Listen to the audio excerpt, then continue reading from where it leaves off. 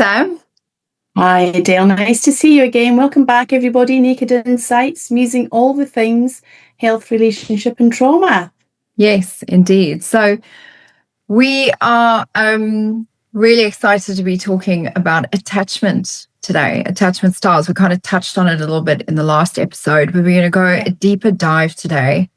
And it's a useful framework for many reasons, as we're going to, discover on this episode. But it's quite an old theory. Actually, it comes from many, many years ago. Almost 100 years ago, right? By a chap called Bowlby, child psychologist who was doing these observational studies with how children form relationships that with their parent, mother, caregiver, that set them up for how they relate to people in ongoing in their life. So it's quite an interesting theory for 100 years old that we're still using as a framework now in psychotherapy, right? Yeah. And in some psychological models, they also consider attachment theory to be really useful. In developmental psychology, we use it quite a lot. So it is a fascinating kind of framework because it doesn't just focus on how we deal with relationships and how we relate to others. It could also give us a lot of guidance as to how we manage stress. Yeah. And it's also a really useful tool to have if you're thinking about entering into a relationship or in a relationship so that you can work out, why am I having this conflict with my partner, or why am I having this conflict with my manager at work? Because it influences how we do handle conflict, express our needs, respond to stress. And I think this is a lot of work that you do, how you navigate intimacy. 100%. So let's start with a kind of attachment 101, just looking a little bit of, we covered it in the last episode, but I'm just going to recap it here. So in essence, the idea is we're dealing with kind of 4 quadrants. Yeah. They are axes by which we measure which quadrant that you're in. So you're looking at a measure of anxiety. So we usually measure anxiety on the x-axis and then closeness on the y-axis. So if you think of the kind of top left quadrant, this is secure attached. This means we can handle closeness and we have fairly low anxiety. So we can lead with openness, with flexibility, and this also corresponds with how we score on the Big 5 personality test. So we usually have quite low levels of trait anxiety, and we can, kind of securely attach. We can handle conflict. We're kind of in a good spot there. Yeah. We have the anxious attachment kind of areas, and this is where we have the kind of more disorganized or anxious sort of universe. And here on the anxiety scale, we have anxious people that need closeness. So this is anxious attached, a little bit more clingy in relationships, a little bit more needing a lot of reassurance. They want to fuse with somebody within a relationship. And then you have those, they can handle closeness sometimes, but if it gets too close and they start to have a concern or a trigger, they can flick into this fear-attached universe where they push people away. So fear-attached is push people away before you can hurt me. So you have high anxiety in relationship. And what's interesting is it is a dimension, but it's plastic.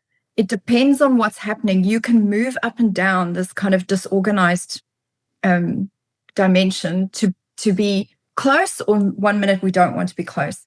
I think that's really important for you to highlight that, because you're not fixed, are you? So, because some people hearing this might feel a little bit fearful that, oh my gosh, is this who I am? But it's fluid. Yeah, it is quite fluid. And I think a lot of people, none of us like to be put in boxes. I'm like, don't tell me I'm in a box. It's just a fascinating kind of theory to sort of just check, well, where am I right now? Because the last quadrant is the quadrant of what we will call avoidant. So this is, we don't really like closeness, but we also don't really value relationships in general. So we have quite low anxiety. And these are people that they can kind of, if you have a breakup, they just kind of, well, it's all done now. It's in the rearview mirror, and they can just seemingly move on. When there's an argument or whatever, they can dissociate. They withdraw a lot more in a relationship. These are the people that in the kind of Gottman world, they would talk about withdrawal and stonewalling. They have no problem stonewalling. They can stonewall for days. Yeah, and they have low anxiety. They feel absolutely fine about it. If you have high anxiety and you're stonewalling, you're probably a little bit more on the fear side of attachment. So 100% it's a fluid kind of movement around these different quadrants.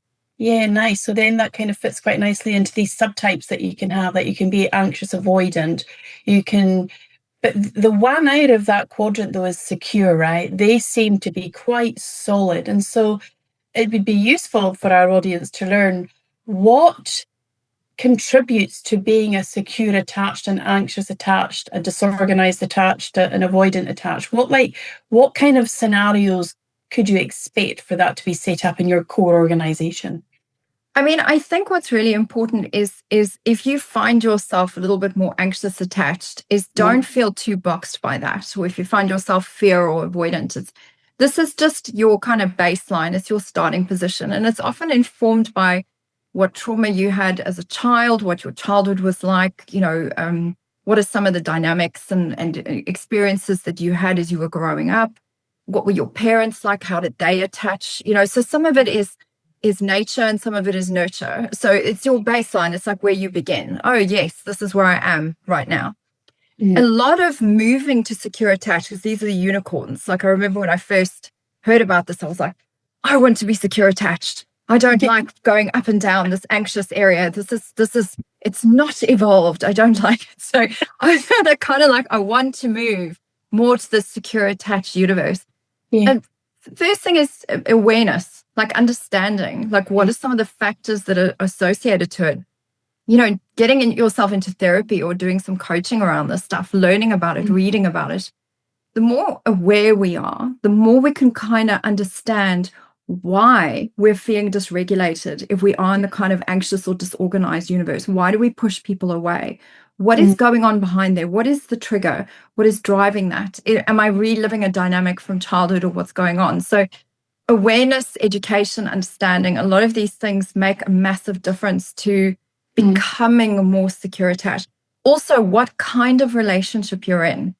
Yeah. If you're in a relationship where you are at polar opposites from your partner, if your partner is very avoidant and you're very anxious attached or vice versa, this is what we call a kind of fuser isolator dynamic. The one is pursuing the other and the other one's pushing you away, because this one, the avoidant, they need space in a relationship. They regulate their stress by being by themselves and having spaciousness.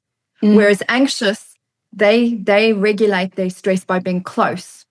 So this can produce a huge amount of anxiety within a relationship. And if you're at these polar opposites, it can, cause more issues for you and drive up stress. So then it's quite difficult to then move to secure unless everybody's kind of understood their dynamic, understood how to mediate and mitigate what's happening. Yeah, and it's quite interesting. Like I'm just thinking of, some people I've worked with in the past who masquerade as being avoidant when actually they're anxious. But it's part of the strategy to get the avoidant other to come to the party, if you like. And so it can be quite exhausting and quite distressing for an anxious type to pursue an avoidant. Okay, so it's like, how would that show up? So you've got an anxious and then you've got an avoidant. And I'm also like, what attracts an anxious to an avoidant and vice versa? What's going on there? Well, it's a very spicy, chemistry filled like initial connection. And I get very irritated when you just on social media and everyone's a narcissist and we all think we have ADHD and we're all trying to psychoanalyze and label each other and kind of pathologize the situation. I mean, at the end of the day, you are attracted to what you cannot have. So you marry and you get into relationships with your unfinished business. So perhaps your father or mother were a bit avoidant. So as an anxious person, you've got this unfinished cycle that you're trying to address and fix in your adult universe. So, this feels like this dynamic and I'm chasing it. This time I'm going to fix what I couldn't fix when I was younger. So there's this need to kind of prove something. proof of specialness and proof of belonging. And proof that you can have what you can't have. Yeah, exactly. Yeah. Exactly. So it's kind of, it can be a very exciting thing in the beginning, but the problem is it starts to cause a lot of drama in a relationship when you are in this dynamic. The more avoidant type will start to feel exhausted in the relationship, like fatigued by the endless demands for communication, fatigued by the endless need for closeness.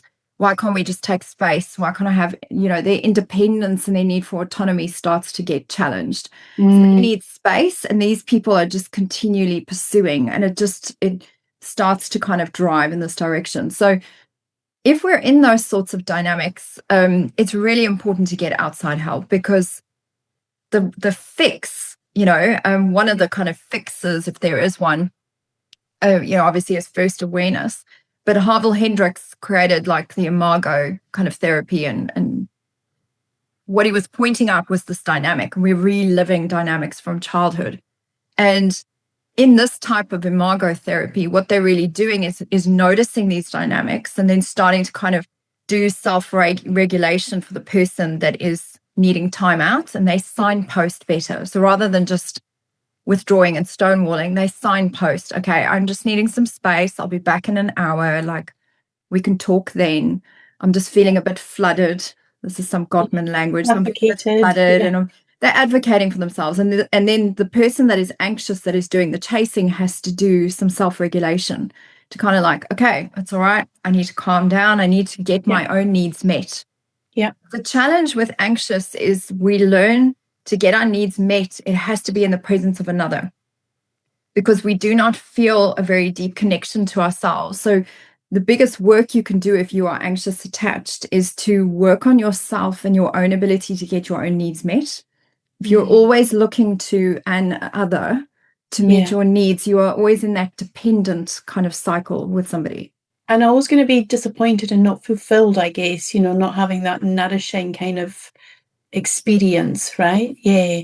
So what you do in your coaching is that you help couples communicate more effectively and kind of self-advocacy. So then, for example, the avoidance going, like, I'm just feeling a bit suffocated right now, I need an hour.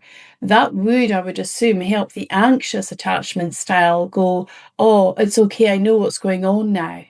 And so by communicating effectively, then that can also diffuse the anxiety and the feeling of, oh my gosh, give me some space. Yes, 100%. And the other thing that's kind of interesting is again, if you've got two on the other side of the spectrum, so you have a fear attached and you have an avoidant, they tend to stonewall a lot. There can be a lot of volatility, and then everybody disappears and nobody talks to each other. I mean, I had a couple like that the other day. They arrived on separate Zoom sessions in the same therapy session, and I was like, whew, okay, this is going to be fun. Wonder what the attachment pattern is here. So they're kind of just like not talking to each other, and everybody's right. So then one of the most important factors to move to secure is basically understanding that it's our ability to love someone different to us and to lead with openness and flexibility. That's what makes us more secure attached. When we are not understanding, this person just needs space, this anxious or this avoidant person needs space, they need time out, they're probably a bit more introverted. They probably, have done all the peopling they need to do for today. And then this one over here, they need reassurance because they're going to push me away if they don't get reassurance. So a lot of it can be solved with communication. Yeah, I mean, gosh, and effective communication kind of solves so many issues, doesn't it? And I'm just thinking, we're talking about intimate relationships here, but these attachment styles can also weave into like the workplace, when you've got conflict in the workplace. And so if you've got a secure-based manager, for example, but you've got an anxious or avoidant staff member, that could also be a problem, right? Definitely, because they're always trying to prove themselves. They're kind of needing a lot of reassurance. And I think it's useful if you're in a management position to really be aware of the different energies of people within your team, the ones that are constantly coming to you, reporting on what they're doing. They probably need some appreciation. They need some, you know, from an executive management perspective, like they need a softer touch, soft skills. Thank you for that. That's really great. And they also need you to really spell out specifically what you need, because anxious attached people tend to avoid activity with progress. They also tend to, on the big 5 personality test, they have high industriousness and usually slightly lower orderliness. So they just flinging action at something. And it's like that little boy or that little girl, they're just doing everything they can to get daddy or mummy's attention. Yeah. And often it's not effective. Yeah. Yeah. So fascinating. And then just in that, like when you talk about the 5 personality types, like you weave frameworks into your work. So I know that we just touched on our last podcast as well around like love languages, Gary Chapman's work. And so like an anxious attachment style would be more needing words of affirmation and quality time and touch, versus an avoidant might be like, oh, I'll give you an act of service. Is that kind of right? It is. And in fact, avoidant types tend to be a little bit more in the universe of gifts and tend to be more in the universe of acts of service. But they can also, it depends on another measure that is quite crucial, is looking if they're a literal or figurative communicator. A lot of avoidant types are literal communicators. So what that means is the words that get used are very, very particular for them, and they pounce on certain linguistics that are used. Anxious attached people are often a little bit more figurative in the way they communicate. So they communicate in vibes. They'll kind of say lots of words to make a point. And they'll just, it's like following a bunny through the forest. Like, what are you talking about? And the avoidant can get quite irritated with, like, just get to the point. What do you mean? When oh my gosh, you just said that. That's outrageous. So words of affirmation can also be a love language for an avoidant. Oh, interesting. And then, of course, secure based is just happy with all of those. Well, they can kind of give and receive and all, and they on the big 5 personality test, they will be a lot more accommodating. So they usually, secure attached people have higher levels of compassion and higher levels of politeness. They're just more accommodating and fluid. They have fluidity, and they will also measure quite higher on openness. And when you are open, polite, and compassionate, you are one of these people that can kind of go, okay, that was an act of service. I can respond in kind, or like, this person is really keen on words. I can deliver that. And managers in executive teams that are also have these traits are just more successful. They're more personable, and it is much easier for them to do well and get promoted, because they basically are leading with this flexibility and spotting weaknesses and responding in kind. Yeah. So, I mean, a secure-based attachment style would make, a very good leader. Because, And then we touched on the avoidant, the anxious, the secure, and the fearful. And then there's also a disorganized. Disorganized, I'm a little bit disorganized before I did the learning, and feel like I'd say I'm about 70% of my life I'm secure. And then it really depends on the triggers that I have, how stressed I am. I can then tend to go back to disorganized. So that's also important, is like, it is fluid. So we're not trying to box anyone in this episode. So it depends. It depends. I love saying that word. It's so irritating, but it depends on where you're at in stress and how triggered you are. So when I get stressed and triggered, I can either be a bit more clingy, or I want to push people away and be by myself. So when I had, all my surgeries with my foot and that kind of thing, I was very much in the pushing people away category, because I was very triggered. So what's also key is that the attachment style can also tell you your stress, how you process stress. It also, funny enough, controls your inflammation signals within your body.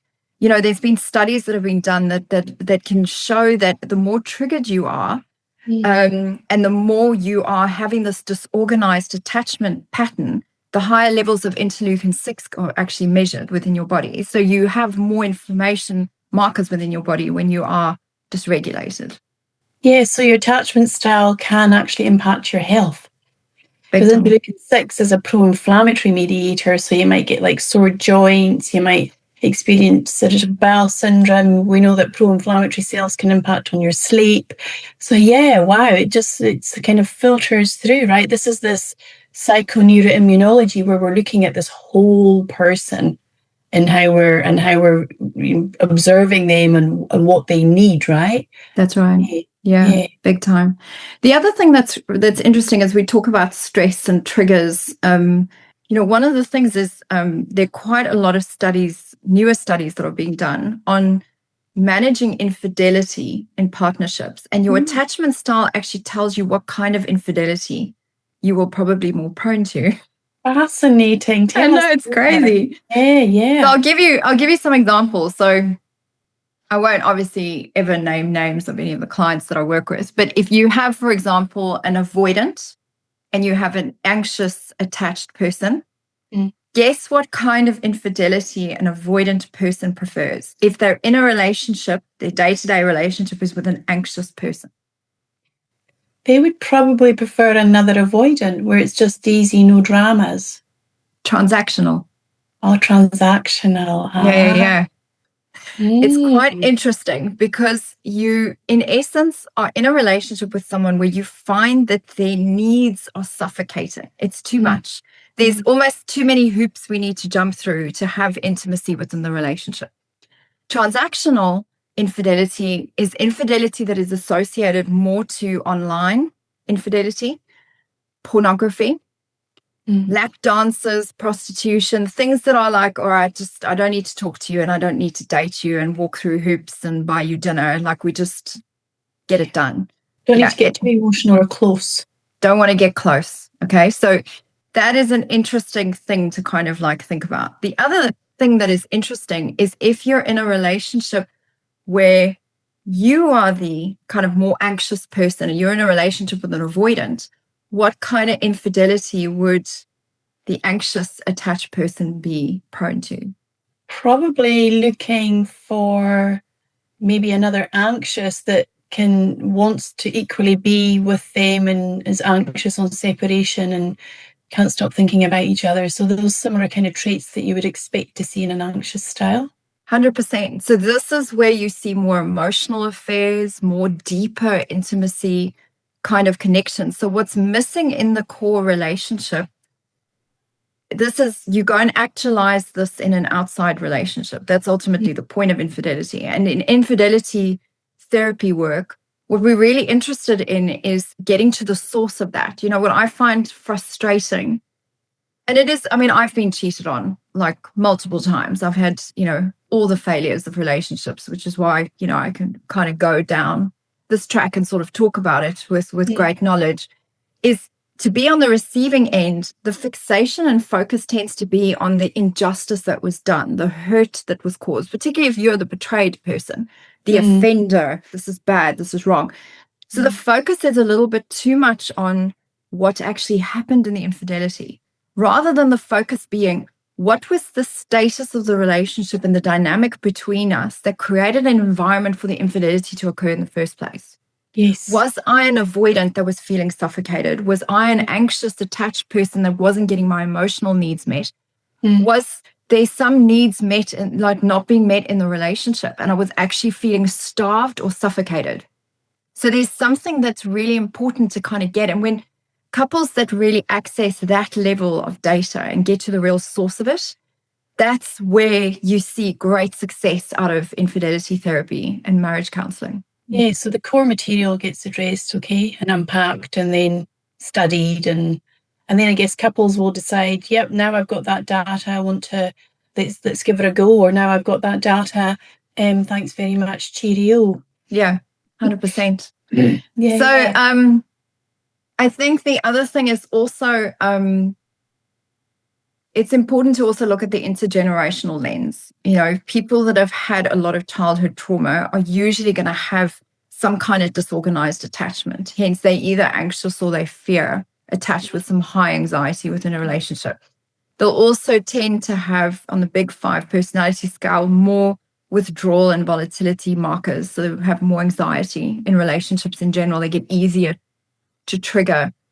So if you find yourself in that camp, it's really important to kind of do some work and process what has happened. Maybe whether it be through the coaching lens or through the therapeutic lens. Like, I mean, coaching has evolved enormously in the last decade. Like, we now have genograms and all kinds of really deep analyses that can be done on mapping out exactly what happened within relationships.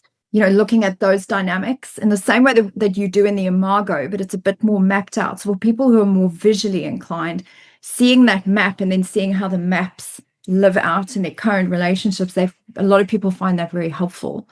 So it's a bit like family constellations, like looking at what past, ancestors had done and kind of identify who am I and where have I come from. Yeah, that's right. Mm. And I think the other thing is kind of just, if you find yourself sort of in a particular quadrant and you don't like the quadrant that you're in, don't panic.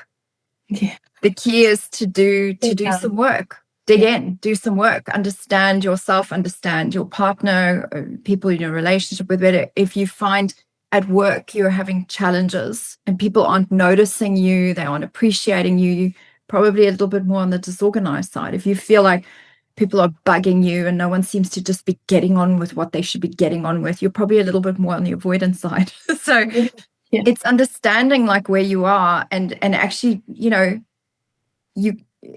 you can't say I want to change and I'm not willing to change. Like, it kind of goes hand in hand. If you want a situation to change, usually you're the one that's going to have to do some changing in the meantime to kind of bring up your awareness and understand things a bit better. And the other thing as well is that you can be secure, but you can get into a relationship and find that you're actually anxious. So you can, there can be a reversal that can happen as well, right? 100%. So it's bi-directional. I guess that's what I'm trying to say. And this is an amazing book called Attached by Amir Levin, and it's it's a really good entry book for our listeners to tap into. It's about $15, and it gives really lovely little stories, and you can go in there and there's little questionnaires that you can do. And I've got a couple of these copies that I lend to my clients to help them understand themselves. So yeah, it's in this book they particularly discuss how you can have that bi-directional reversal thing happen as well, where so talk more about that. Yeah, and I think it's a great book. It's really fantastic. And there's a lot of books written on attachment, but I think it's just summed up really well in that one. And I think it talks a lot about repair as well. If you find yourself in conflict situations because you're in a particular quadrant, the repair work is really the utility of knowing this stuff. Like, if you're kind of asking, well, why am I even listening to this? What's the point? Well, the utility of this is understanding how to repair a particular dynamic. If you're on one end of the quadrant and the person you have a disagreement with is on another end, how do you pattern interrupt this dynamic that is happening here? And I think it's covered quite well in the book. And also, it's good to be specific and cover those scenarios with your coach or your therapist, because going into that, it means that next time you're better prepared. And maybe you can lead more flexibly and be the secure unicorn in the way that you actually manage the situation. Really fascinating. And I'm sure we'll, weave it in through our, future podcasts. It's but yeah, if people want some more information on you, they can find you on Naked.Recovery, where you do the relationship coaching and, divorce coaching. But yeah, thanks very much. Really interesting. Yeah, very, very cool. Thanks for joining me today, Sam, and musing all things health, relationships, and trauma. And we'll catch up with you next time. Thanks again. Bye. The information shared on the Naked Insights podcast is for educational and information purposes only and is not intended as a substitute for professional therapy or counseling.